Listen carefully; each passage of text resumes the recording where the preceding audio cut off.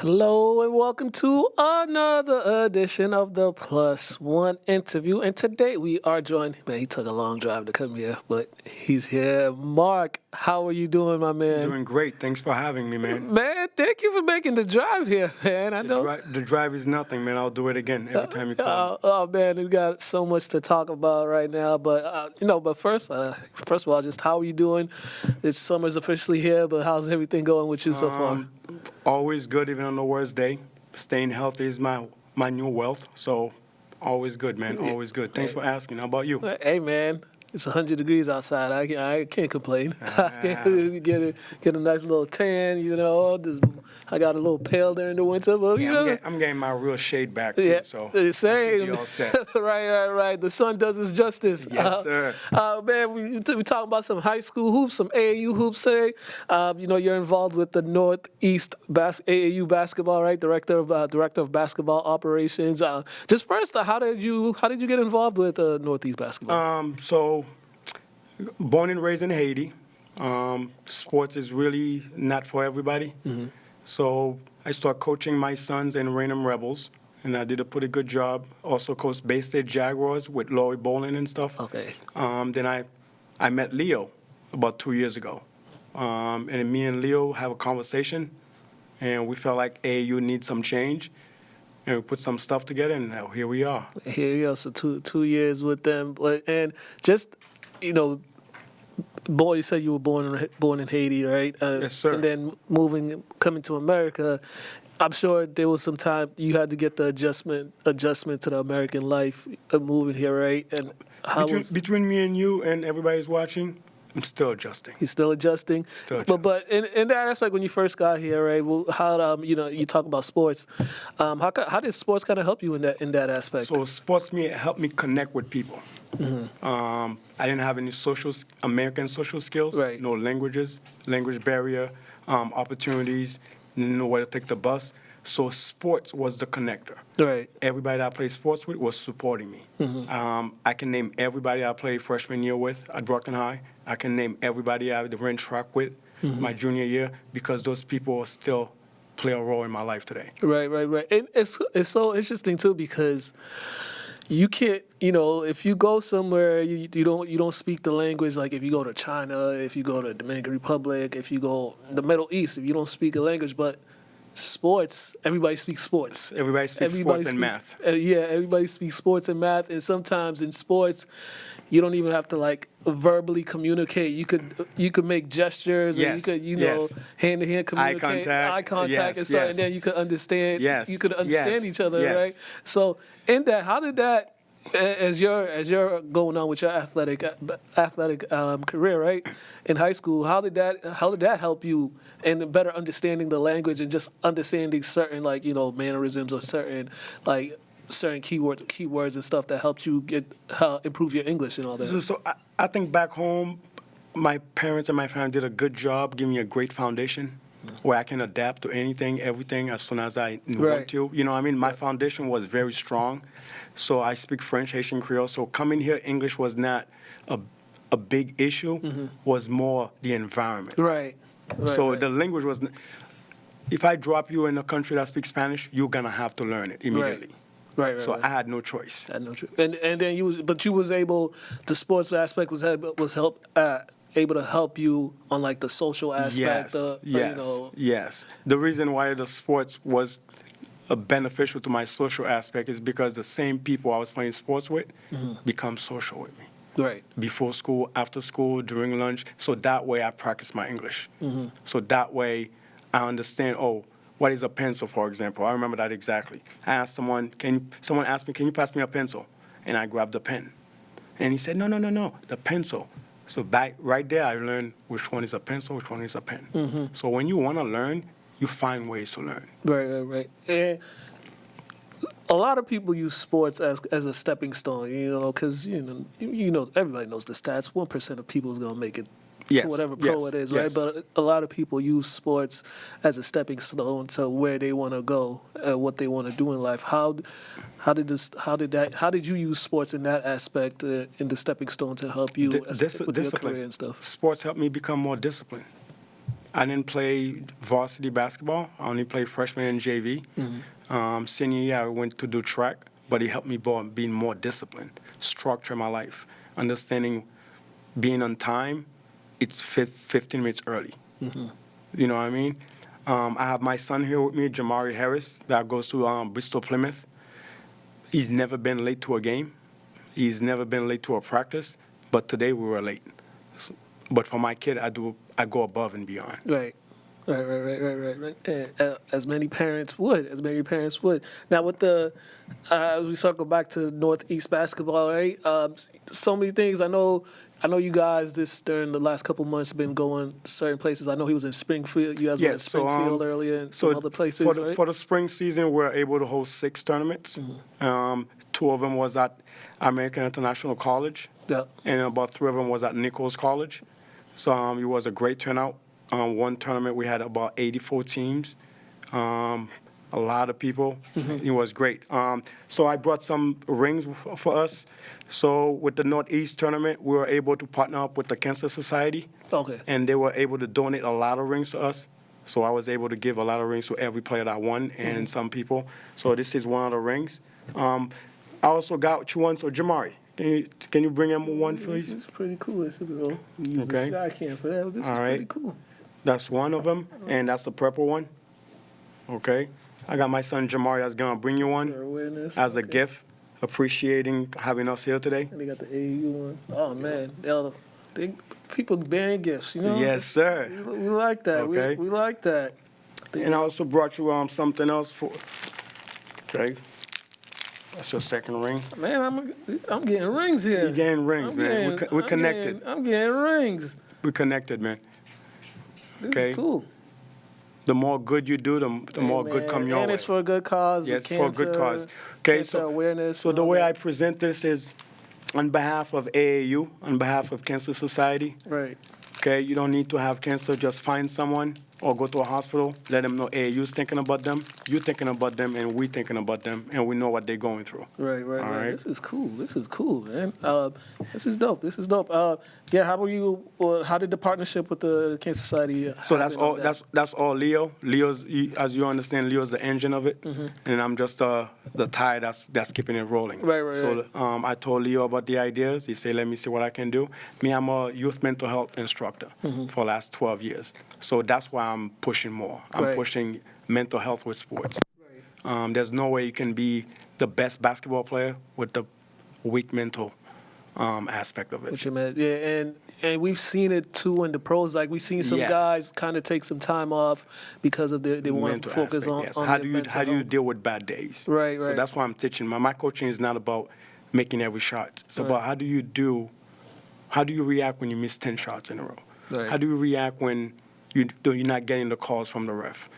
How do you react when you're not getting the ball from your teammates? Right. That's all part of life. I want you to be better people after basketball. Right. And in that aspect too, and with the AAU world and stuff, there's so many games.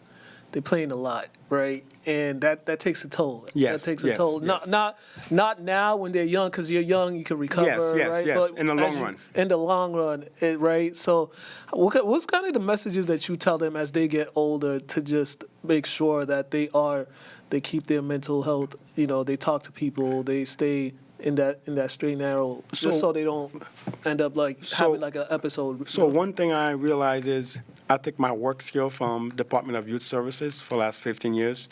I implement that into my coaching. I implement that into my parenting, and it works for my boys. So I implement that with coaching. I think going to bed is part of it. Resting is part of it. Eating healthy is part of it. What you watch every day is part of it. What you listen to is part of it. Right.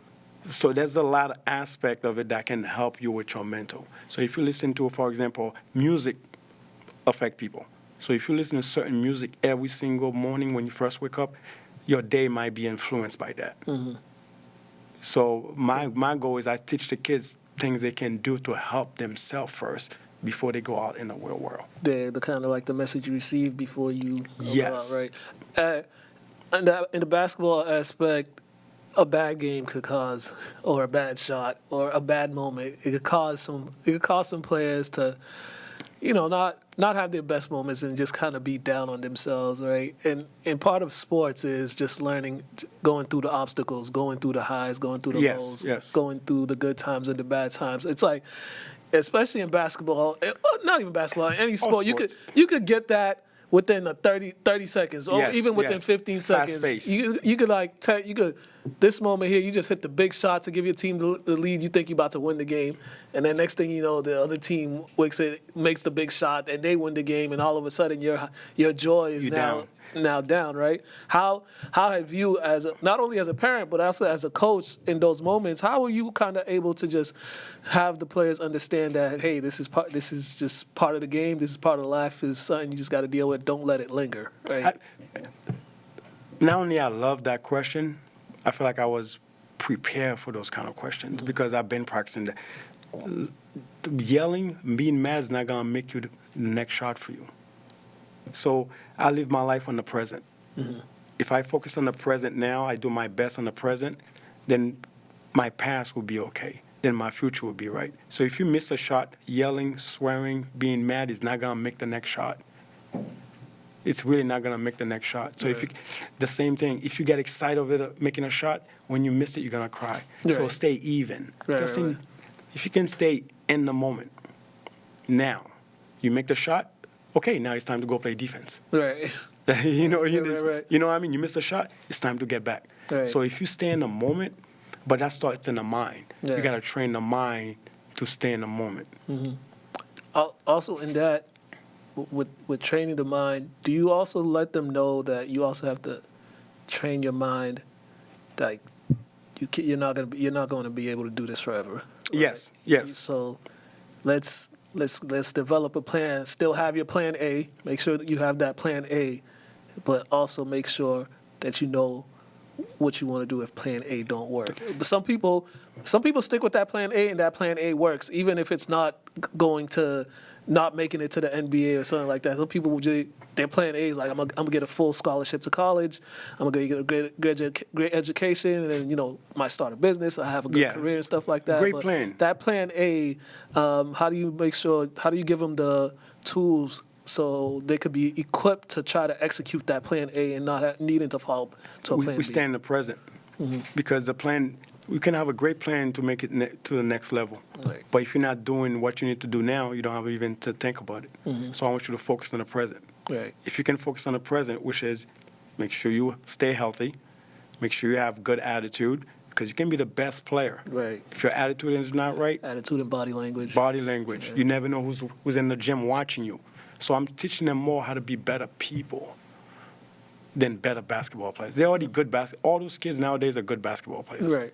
But they just need to understand how to control who they are. Right. You don't have to put people down when you're that good. Yeah, right. You don't have to make somebody else feel less than you when you're that good. So that's why I'm involved, and that's why I'm promoting more. It's basketball for all, basketball forever. Right. And how do you guys at Northeast Basketball, AAU Basketball, how are you guys able just to build that great network, right? Because you guys have folks you work with in New York, you guys have folks you work with in Connecticut, right? How's those relationships developed in helping you guys do what you need to do to for the betterment of the players, for the kids? All relationships, you got to give in before you take.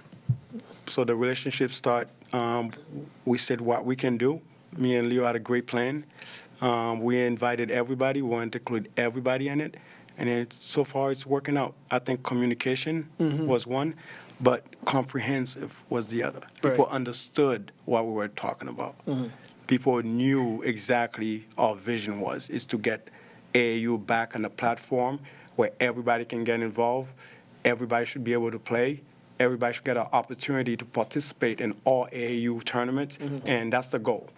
For the fall, we're going to have a lot of AAU tournament coming up, and we're going to invite as many programs as possible. And it seems like, and also, from this conversation we're having, it seems like the folks involved, there's no egos, right? Everybody, because sometimes when you're trying to grow something like this, right, there's going to be somebody here and there with the ego that thinking I should be in charge, or we should do what I say, or they always think their idea is the best idea, right? But how is the team just able to have everybody just check their egos at the door and take in all ideas and bring everything to the table and for healthy discussions and execution wise? We connected. We won. As you can see, Leo set this up, right? Mm-hmm. I'm here. So if Leo couldn't make it, I'll be here. If I couldn't make it, Leo will be here. Right. There's no pointing fingers. Right. Oh, you set this up. You didn't. We won. Mm. Whatever he needs to do, I'll be here for him. Whatever idea I have, he'll execute it. Right. So I think that's an understanding more. He understands who I am. I understand who he is. He understands my strength. I understand his strength. Mm-hmm. Same thing if we're our teammates. If you know I can't shoot too much, you should not pass me the ball at the three-point line every time. Right. So that's my strength. Mm-hmm. You know what I mean? Right, if I know you like to rebound, I make sure you're down there. Right. So that's knowing your personnel. So I think we have a great foundation. Everybody understands their role. Everybody accepts their role. And everybody's executing their role at the highest level. Yeah, definitely. Can you just remind me again? You've been with them for 2 years, right? Prior, how long have they been in existence? Is it 8 years or? So AAU been around. No, I'm talking about the Northeast. Yeah. Northeast been around for at least 8 to 9 years. Oh, okay. But AAU been around forever. Oh, yeah. But the Northeast Conference is Maine, New Hampshire, Mass, New York, and New Jersey. Right. And Connecticut. Mm-hmm. So with that, I'm the director of basketball operation in New England, but mostly for Mass. Right. I'm focusing on Mass. Somebody else is in New York, but when we host tournament, all those states send a team. So when I'm hosting tournament in Mass, Connecticut send a few teams. Right. New York send a few teams. When they're hosting, our goal is to go down there. Right. So support them, support each other, and let's make this grow. About 3 years ago, after COVID, AAU was on the downfall. Right. Because of COVID, there was no AAU in Mass. People had to go to New Hampshire. There was not basketball. Yeah. So AAU is coming back in full respect, and we're gonna have as much as possible. Yeah. How was it dealing with that transition? Right. You're going from, season's over, or we got to get ready for AAU, we got to get all these guys ready, right? And then we have this big shutdown, and a lot of folks have to work out in their driveways. They have to still find a way to still perfect their craft, and then on the business aspect, you guys still have to find a way to do what you guys have to do, right? How was that adjustment for just the whole region? Again, I was in the present. Mm-hmm. I stay in the present. I remember exactly on that Wednesday, we won a game at Mass Premier, and my son Jamari's team, 7th grade, supposed to go to the final for Metro West on Friday. That didn't happen because COVID started Wednesday. Right. And the summer came, we didn't do nothing. When the fall came, we signed up for AAU, but we had to play out of states. We just adjust. Right. When adjust. That's quite the adjustment too, right? Because having to play out of state. With a mask on. Right. And then if one person on the team is sick, the whole team got to stay back. Right. So we might go to a tournament and the team is not there because they have one player on the team yesterday that was sick. Now everybody, they got to go in quarantine. Right. So there was a lot. There was a lot of that. There was a lot of that happening. There was a lot of that. Like a lot of people not telling the truth too. Right. If they went out to the mall and someone is in contact with them, now they come to me and say, "Hey, where have you been all week? Hey, home." Wait. So now I got to take what they say. Right. But now if the whole team is sick, now the whole team is suffering. Right. Was there any instances where you guys showed up as a team and then you get the notification, oh, the other team's not going to be able to participate? Yes, that happened. But after paying, and then we drove from Mass to New Hampshire, just scrimmage. Okay. You know what I mean? Like we always just have amongst each other? Yeah. Okay. Instead of waiting and sitting down, we make it work what we have. We stay in the present, do our best now. Right. The state of AAU, there's so many different perspectives or different views people have of AAU nowadays. Some people have a good view of AAU. Some people have a bad view of AAU. Some people are indifferent, right? Just the whole state of AAU basketball right now. And one thing that someone pointed out is like guys that don't live in the same area playing on the same team. Like, say, a guy from like Massachusetts playing with like guys from like Philadelphia and stuff like that, right? Yeah. And what's your thought on that when when it's not like the local guys playing with each other, but they're playing with like guys from way, way out of their region. So I'm gonna stay on your question. Mm-hmm. I feel like with that, it's open. Mm-hmm. I'm from Brockton. My kids live in Raynham.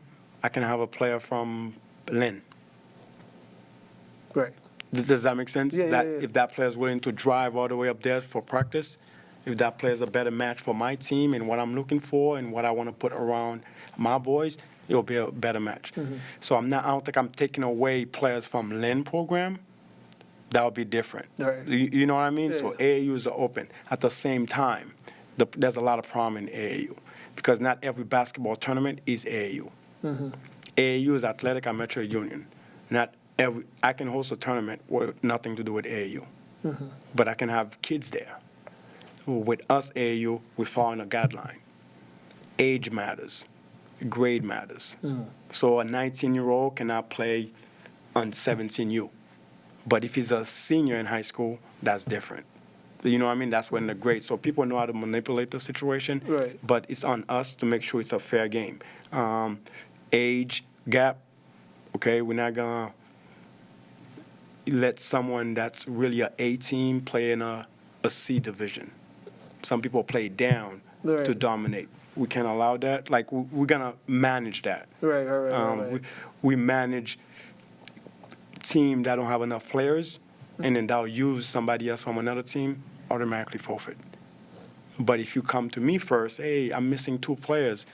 Is there anyone around? That's different. I can give you a player, but I'm not going to give you a top player from another team. Right. Does that make sense? Yeah, because you see that poaching, the poaching part. Yes. You see guys that don't have enough to see. And sometimes they'll grab somebody from a top team that they're already done for the day and stuff like that. Yes, and then we got to control that. Right. Obviously, we can't control everything people do, but there's certain things we can put in place to let them know if this happens, this is the consequences. Mm-hmm. I think accountability is very expensive, and then that's what I'm pushing for. I want the coaches to be accountable. I want the players to be accountable. I want the ref to be accountable. And I want to let the parents know, have fun. And also another problem I've seen or read about is people that they're not happy that their son or daughter, they're not getting minutes on this particular AAU team. I'm going to take them off this AAU team. I'm going to start my own AAU team and build it around my kid. Okay. Right. What do you think is like the downfall of that? Or no, excuse, let me rephrase that. How does that help the sport, or just help the thing if there's people out there that are doing that, and we see that a lot. It's not a lot. I'm sure the percentage is not high, but it's still a percentage of people that do that, and it's still like, that still that hurts the product, and it hurts like the overall goal of what the purpose of it is, right? You're right. Everything you say is right. Here's the problem. The problem is not the kids. It's not the kids. Mm-hmm. It's not the program. Unfortunately, it's us, the parents. The reason why it's us, the parents, is because we want for our kids something we want more for us. Mm-hmm. I just want my kid to be happy. If my kid is happy and learning in a program, I'm okay with that. Both of my boys, they play basketball and baseball. They've been playing for the same program. The same program. Do they always get playing time? No. Maybe something happened. Maybe you miss practice. Maybe the team they're playing is different. There's always a reason why. I coach, everybody play. Everybody play. My 7-year-old son is my number one advisor. I ask him anything, and he'll let me know, because at 41, I don't know how to connect to the young age. Mm-hmm. I need him to let me know things that work. Same thing, I let him know at 41, this is the thing you should not be doing. Right. So that way when we get to that age, you already know. So with that, it's people just need to be more involved, in tune. We're not reacting. Yeah. So I feel like a lot of parents are reacting, and they just want to make my son's team so he can play. And then that's why a lot of people are not going to the next level, moving on, because they focus on their kid. I want my team to be for my kid. My kid play, you will not know they're my son on the team. Right. The only reason you might know is because they get yelled at the most. But everybody else is the same thing. Right. There's no favoritism, man. Right. You would not know. If my kid is not doing what I expect them, which is passing the ball, moving the ball, box out, the small things, you're going to hear it from me. Yeah. And then if you, as my kid, one of the best players, is doing it, everybody else will follow. Yeah. All right. Now, as we talked before off the air, you talked about, you're moving forward to bring AAU fully back into Massachusetts, hosting tournaments and stuff. How, in the process of that, how is that process going in this phase that you're in right now of saying that goal? I think phase 1 was hard. Mm-hmm. Leo can vouch for that. We lost some money. We booked a gym, but weren't able to host a tournament, so that money was gone. But 2025 was very successful. Mm-hmm. We were able to host about 6 tournaments for the spring, and we're already in the process of getting fall ready. That is really good news. Right. We're shooting for at least 10 for the fall. That's 10 weekends. Starting in September, we're gonna do 10 tournaments until Thanksgiving, and I think that's great. Yeah, get them kind of like a precursor before yes. they all get ready. But for the their goal season. is to bring it to South Shore area. Mm-hmm. South Shore, be ready. We're coming. Right. And in those six tournaments you hosted this spring, right? Just talk about some of those tournaments, right? The teams that showed up and the involvement of programs and all that. Yes. The first one was at AIC. That was pretty good. The next one, the cancer awareness one, was the best because we were able to give every player that made it to the final a ring. Mm-hmm. So some team that was there, we had team from Texas. We had team from New York. We had team from New Jersey. A few teams that stand out, in my opinion, was BNL, Basketball Never Lie. Another team that stood out was Mass Rivals. Yeah. Okay. Big City Dream is another good program. Where they from? Big City Dreams from Brockton. Brockton, okay. Obviously, we're never going to forget Super Medias, which is our own program that we're trying to promote. It's basketball for all, where any kids can participate. It's not pay to play, it's play to pay. So that way, if you like what you're doing, you're enjoying it, that we have a system set up that we're going to implement in the fall. Right. I don't know if Leo want me to talk about it as much, but I'm going to give you guys a little hint. So you don't have to pay for the season. If you want to participate, you just come to practice. And then when you're ready to play on the weekends, we're going to set you up with a fee. So that way, you don't have to pay $500 for the season. If you only play 3 tournaments, it's probably going to cost you less than $100. So that way, we're really trying to help parents, let them know what we're doing is to benefit the kids, not to benefit our pocket. Mm-hmm. So that way, your kids will be in a great environment. All right. And with your program, how long has this program been in existence? So this program been in existence for 2 years now. So Leo came to me about it. I used to coach for Bay State Jags, and he came to me and he said, hey, listen, you're a great coach. I want to work with you. I want to build something. And we came up with Super Medias. Leo's VP. I'm the vice president. And this is one of my best players right here.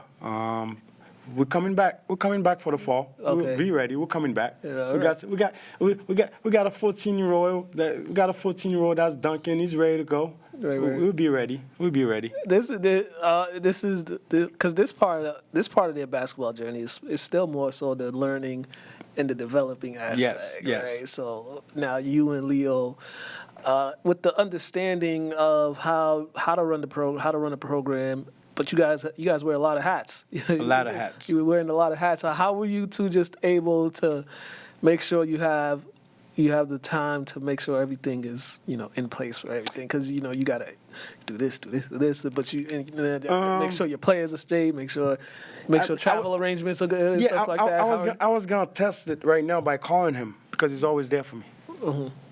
Like he's always there, right. And vice versa. I can ask my kids right now. My kids will tell you, Dad don't use his phone. But the last 2 years, they see me on my phone more than anything. Mm-hmm. When I was getting my hair cut, my son answered the phone for me. Leo was calling. But him and Leo understand that. Right. I understand that. I need Leo. Leo need me. Right. I respect Leo. Leo respect me. I admire what he does for his part of it. Yeah. With all his hat he's wearing. Yeah. He respect me for the things I do. If he didn't trust me, if he didn't respect my worth, he would not let me be here by myself. Right. So it's more empowering. Definitely. So we wear a different hat, but we're on each other's shoulder. Right. That's what it seems like. It seems like now that's trickling down to the players. You guys have trust in the players. Yes. You guys are kind of empowering them. Does that translate on the court too? Does it be like moments you like, things aren't going well right now. Instead of calling a timeout, you just like, all right, we trust them to figure it out. If they don't, we'll call the timeout. Has that happened? Like, that's fun you saying that. That is just everything you're saying. It's right on point. Not only yes, it is true, but my son is currently coaching his Bristol Plymouth team right now as a 17-year-old. They were down 10 points yesterday. He didn't call timeout, and I know exactly where he got that from. When I'm coaching them, when we're down, we don't call timeout. Figure it out. And I was so proud of them, man. Like, I had the chill to watch my son executing my legacy. Right. He might not understand when I say my legacy, but if it wasn't for him, I would never coach. He was the one that said, Dada, there's a B team. You want to coach us? And then 8 years later, I'm the director of AAU in New England. Right. So I don't know how you see that. The way I see it is believe in yourself. Definitely. Hey, man, you gotta have that belief. That belief system is there. And that's why I'm here today. I want to pass it out. I want to give that energy out. Right. Positive energy only. Nothing else matters to me. All right? I'm giving my time, my knowledge, whatever I have to do to this community, Massachusetts, Brockton, Raynham, Taunton, Bridgewater, New Bedford, everybody, no exception. If you want to play any sports, especially basketball, I'm willing to support you in whatever journey you have. I think that you mentioned that. Talk a little bit about some local basketball, right? You talk about you being from Brockton, right? We know the amount of talent that Brockton has. You know, it's a big city. There's a lot of talented kids out there. You know, you guys. Brockton has produced the #1 player in high school basketball right now. Probably the #1 pick in the draft next year. Yes, but what do you think Brockton High needs? But what do you think they need to get that state title again? To make that run at a state championship. I'm trying to transfer one of my sons there. You know what I mean? But that would be a good way. But on a real note, though, I think consistency. We got to be consistent, and then something not everybody want to talk about, but we got to hold players accountable. And that's not just for Brockton. That's for every town. That's for every coach. We got to hold y'all. Just because the kid is the best player, don't let him get away with things. When we do that, we're taking away from the other player's potential. And I think I probably went to one Brockton High game, so I'm going to get more involved next year. But what I really see is the kids in the city are not giving their full time and effort to what the city need. There's kids I know that's 10 times better than my son, but they're not playing ball. They're too busy getting money. They already got a job at Wendy's. They probably got a job at Walmart. They're living life. What I'm trying to teach them is struggle now so you can have it easy later. Yeah. Also, with that aspect, do you also think that because a lot of kids have to go through this in certain cities, right? They have to kind of be responsible in the household, right? Do you kind of think like that weighing on their shoulders because they're like, I got to work to help out my family and I want to play basketball. I can't, juggling two things like this at a young age, something? You think that? Yes, I had to pick up my nephew every day after school. The sports was not my priority. You know what I mean? Right. So when at 17 started working at Wendy's, I don't got time for that's not my priority. Right. I'm using my life to teach other people. Yeah. You don't need a job. But if he's at home with a single mom, you need a job. Right, so that's right. on me now to say, okay, since you mom is single, you don't have to pay. Oh, this is how much you pay. So that's how I get involved. I don't give them money, but I try to decrease the amount they have to spend so that way they can make it. Yeah, because it seems like that city is really like, especially there's a lot of talent. There's a lot of talent, but it seems like the city, especially for Brockton High, they really want that program to succeed. Like they really want to see another state title. You know, they want to see those guys play in the biggest games, right? All those players, you know, guys and girls. It seems like the city, they want that, but it's right now it's kind of like, you know. And then other town is catching up. We got to be honest. Okay, we're in a big city with a lot of talent, but other people are working out. Right. Okay, Franklin got the #1 program. Okay, Norwood got a 6'10" kid. So Abington is pretty good. So everybody's good at their own space, but you gotta separate yourself. What do you do different? So I think we have a great chance next year. I'm hoping to see Brockton High and Bristol Plymouth in the same game. Hopefully, that will be at the state championship. That's my goal. That will be my son's school against my town school. Guess what I'm going for? I'm not showing up. Also another program that's like we're talking about New Bedford too. That's another program too. Great program. Right? Great program. Great program. History. Great history. Great history. I don't know if you know Joseph Goodine is from that town. He played football. He was probably the #1 running back in I think late 90s. Now he got his nephew, Bryson Goodine, that went to Oklahoma University. Now he's back in town working out with kids. Okay. I have my own nephew, Wildens Levesque, which is a 6'10" kid, 22 years old, that play overseas. I'm trying to get him on the Haitian national team. Okay. That's my goal. You I'm making moves, man. I'm making moves. Making moves. Wildens, told you, man. I got you, man. Right. Got you, Wildens. Just that whole, there's so much, like in Massachusetts basketball, a lot of like towns and cities so much history. I mean, we could even talk about Fall River. They got a great history with basketball. I mean, they also have a kid who might be projected as an NBA pick next year in Josan, right? Yes. A lot of talented players.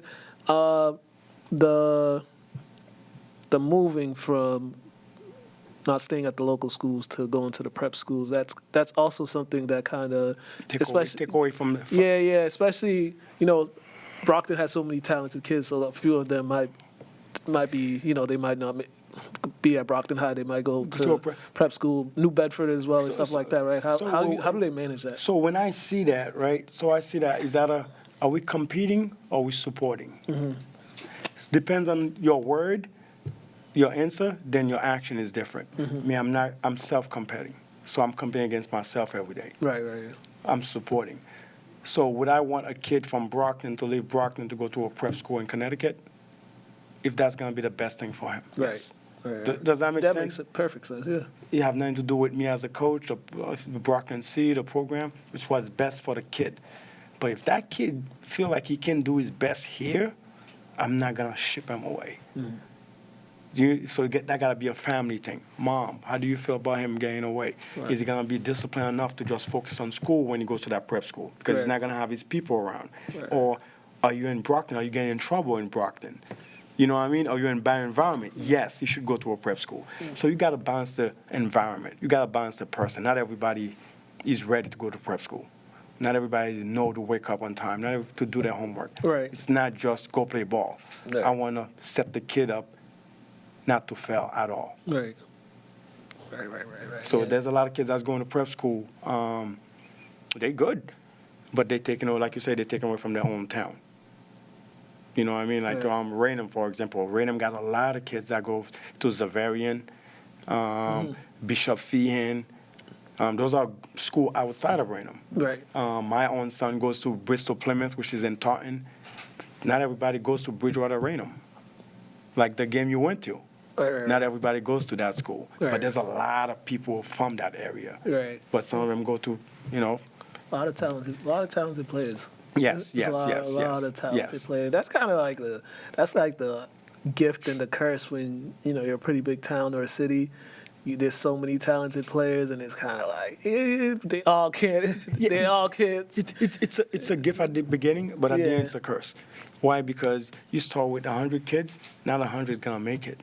Right. You see how it went down to 15 now, only got 15 left. Right. So now what do you do with those kids? Like both of my boys, okay? When I speak about my boys, I'm speaking about Jamari, which is my 17-year-old son, and Mason, which is my 14-year-old son. Everything I do is for them. Everything I say is affecting them. Right. So I would not say anything that will get back to them in a negative way. Right. I make sure everything is positive. Yeah. So knowing that, my boys will not cross the line even when they get disrespected because they understand consequence. Right. And then that's what I'm trying to implement in all those kids. There's consequences. Yeah. I know not everybody parents hold kids accountable, but I have to. Yeah. Because I'm that stepping stone from their environment to a better life. Yeah.